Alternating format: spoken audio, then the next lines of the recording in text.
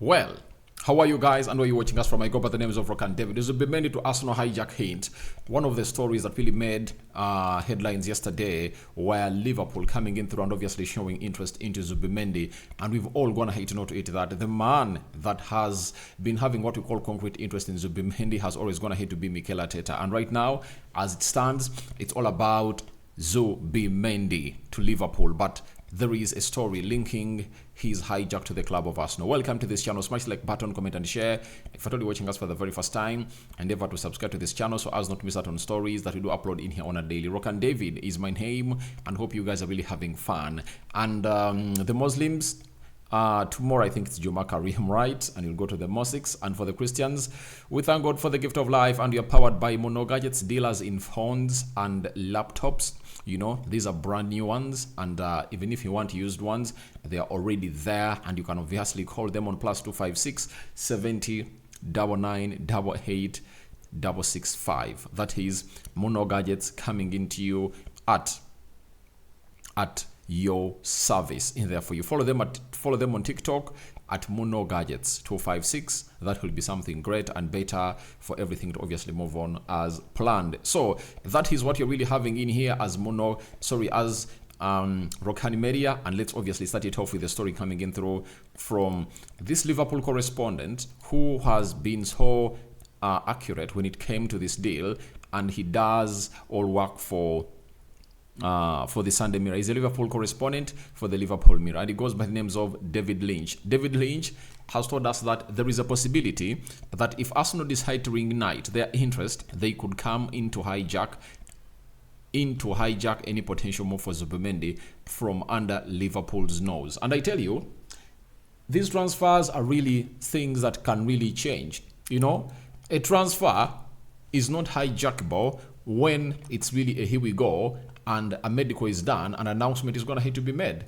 We've gone ahead to see players change their thoughts about their next destination after what we call them even doing medicals. These transfers can fail. For example, if you've been here long enough, you remember on the deadline day, I think it was like the 3rd of September, in the last summer transfer window, when a player known as what's his name, Paulinho, had flown to what we call he had flown to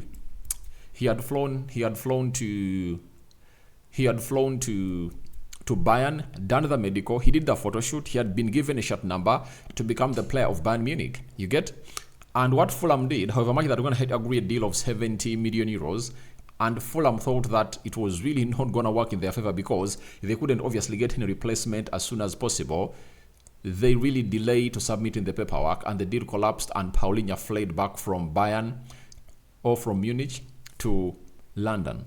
So things can happen. So, and this deal of Zubimendi hasn't gone ahead to reach a level of a medical. That is it. They've not gone ahead to reach a level of doing a medical. So a lot can happen. Personal terms haven't gone ahead to be agreed by Liverpool, but Liverpool are really pushing to obviously get this deal over the line. But you see that looks like they're not wanting to really move on the player, but looks like the player has gone ahead to say yes, and they're really discussing personal terms, meaning that Liverpool is really ahead of any team in the signing of Zubimendi. And one will ask me, Rokani, why would Arsenal hijack the transfer of Zubimendi? Zubimendi has always gone ahead to be looked at a CDM, and Arteta is an admirer, though he felt like this time around with Emil Smith-Rowe departing, maybe they need in another style of a player with experience, left-footed, to come in through and obviously replace Xhaka into that team that Xhaka left in 2023 in that summer. Now, when you look at how Thomas Partey is playing, Thomas Partey is really playing uglily.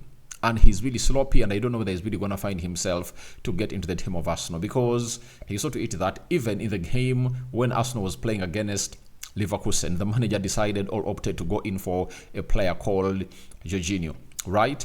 So it is written all over the world that Partey has not gone ahead to have a very good preseason. He's left with just 1 year on his contract, and I don't know whether Arsenal willing to lose him on a free, and he's not that vibrant. And that might really change the plan of Arsenal and say, all right, let's go in for Zubimendi. And Arsenal can sweep in and obviously get Zubimendi, I tell you, because they had already gone ahead to talk to the player. And there are rumors that have been really reiterating around that Zubimendi does not want to leave Spain. Who tells you? Who tells you? There is no player in this world who doesn't want to play in the Premier League, provided the team is taking him is really elite. You get? Arsenal right now has the most promising project. When you look at the average age of those players, it's 24, 25. That means 2 seasons of missing out on a trophy are not really a problem for any player to come in through, because that player will be like, when I go there, I'm going to improve the squad and we can compete well. Last season, they really went ahead and really got knocked out at the quarterfinals of the Champions League. And with the experience they've gone ahead to gain and more quality added to the squad, I tell you, Arsenal might even go ahead and play in the Champions League final. That is it. So players who are really very aggressive will obviously note it that this is an opportunity to be part of the Arsenal side that is going to be dominating the world. If you look at that Arsenal side, we all have to agree that it's one of those teams that is going to be built to dominate the world. Hate them or love them, Arteta, Edu, then Kroenke, the son of Kroenke, and the CEO and very many other people have gone ahead to do a very good job. They've gone ahead to do a very good job. And I tell you what, it's really one of those moments that you have to come out and really understand that it's not one of those moments that you would say no to the club of Arsenal when it knocks on the door. I think Arsenal has a very good project, better than that of Liverpool and Man City. When you look at the players, they are really eager to win, and Man City is in the rebuild. That is it. When you look at Liverpool, that is interested in Zubimendi, Liverpool has no assurance that this manager is going to be here for some time. That is it. There is no assurance. Tell me, where do you get the assurance that the manager is going to be here for some time? There is no way you're going to be getting the assurance from. So right now, all I want to let you know is simple. The hijack is possible. The hijack is possible provided Arsenal makes a decision. And the difference is, it's Arsenal supposed to make a decision that they need Zubimendi. If that decision is made, I tell you, Arsenal can do this deal and obviously hijack it and obviously gate it under the nose of Liverpool. That can happen 100%. And I know most of you will be like, Rokani, Arsenal is slow. It took close to a month to sign Carafiori. It's taking close to a month to sign Merino. Can they really move in quick? Arsenal can move in quick. We have previous deals that we're obviously going to hate to know that Arsenal are going to act them on quick. The deal of Leandro Trossard, Arsenal went on it quick, and in a space of 2 days it was done and dusted. The deal of a player called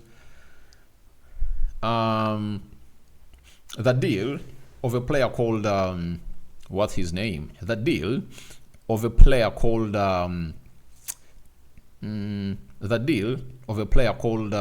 Declan Rice. Arsenal made a bid today.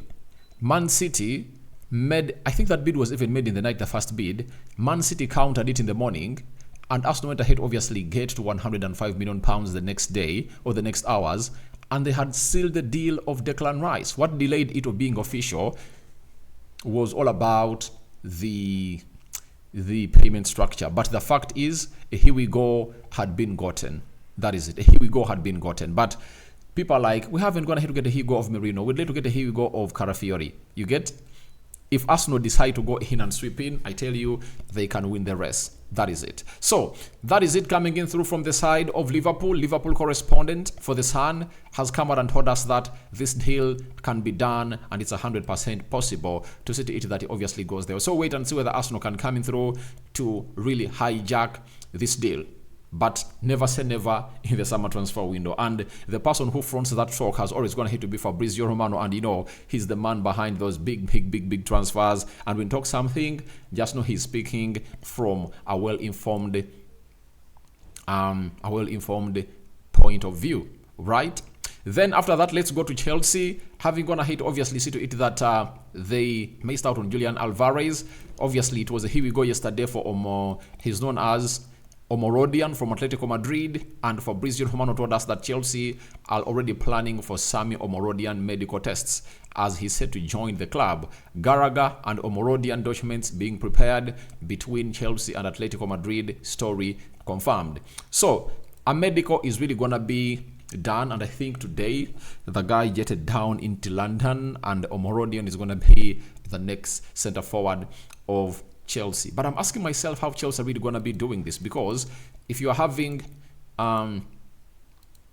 Jackson, Nicholas, one, you're having Nkunku, you know, this other guy who was loaned to Fulham, I've forgotten his name. He was at Southampton and scored very many goals. He's back at Chelsea, and now you add in Omorodion. I don't know how Chelsea is really going to deal with all these strikers that they really have. You understand? We've gone ahead to see to it that they've gone ahead to make a decision that maybe Nkunku is going to be played as a number 10 behind the center forward, and maybe that can create space for any player to come in and obviously do the needful. But as it stands, I tell you, it is really going to be hard for Maresca to come up with a decision that will obviously excite everyone. That is it. So we're here to wait and see how things are really going to be panning out for Omorodion, but he's going to be announced as a player of a side known as Chelsea anytime from now. Then after that, let's obviously get into the mix and obviously have an official announcement coming in through from Pepe that he has announced his retirement at 41 years of age, 872 games played, 34 trophies, and one of the best defenders around for years. That is Pepe. And by the way, I'm shocked that Pepe is going to hate to retire, because when you look at Pepe, right, he's one of those people that has come to show us that even at 41, he was still going. We saw him into that round of 16, Arsenal versus FC Porto. He showed us that he was still going. And in the Euros, you know, he was not even outpaced by Kylian Mbappe, you understand? And he really showed us that he really had a lot to do for the game of football. But surprisingly, he has gone ahead to throw in the towel. And I think it's the right moment for him to throw in the towel, because it's hugely one of those moments that you have to come out and obviously understand that the body is tired, but the soul might be wanting, but the body is tired. And I think it's good time he retired. But I'm surprised that he has not gone ahead to obviously have what we call a look or a touch at the money of the Saudis, because I know they would have gone ahead to be knocking at his door that, please, can you come and play some ball into the side? But it has been impossible. But wish him the best of luck. He has gone ahead to hang his books in there for you, and he is really one of the best defenders that are going to leave.